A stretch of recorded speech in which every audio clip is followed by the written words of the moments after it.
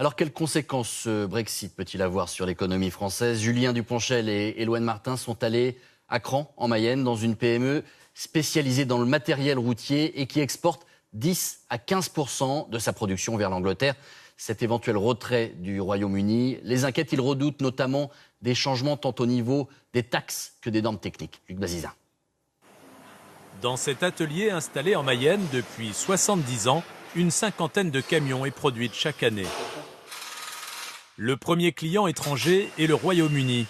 Les Britanniques apprécient particulièrement le savoir-faire français de ce spécialiste en matériel pour travaux routiers. La partie Royaume-Uni représente par rapport à notre chiffre d'affaires à peu près 10% de notre activité. Du matériel fabriqué selon les normes européennes, mais avec la menace de sortie de l'Europe du Royaume-Uni, le fournisseur français s'inquiète. Les craintes, voilà, c'est les taxes douanières, automatiquement.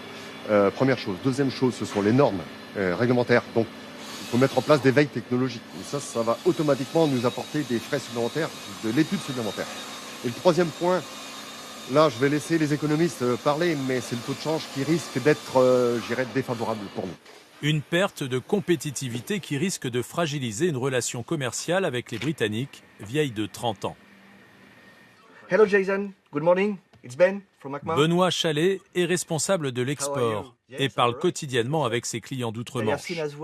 Pour lui, le risque est multiple. Il craint que les pays proches du Royaume-Uni ne s'alignent sur les normes britanniques au détriment des normes européennes. L'impact qui au début ne concernait que le Royaume-Uni, pour une entreprise comme Macmar, peut demain concerner un certain nombre de pays proches de l'Angleterre. Et là, la problématique prend une ampleur beaucoup plus importante en ce qui concerne Macmar. Je vous parle du Moyen-Orient, je vous parle de l'Australie, du Canada, tous ces pays d'Afrique du Sud qui sont très proches du Royaume-Uni.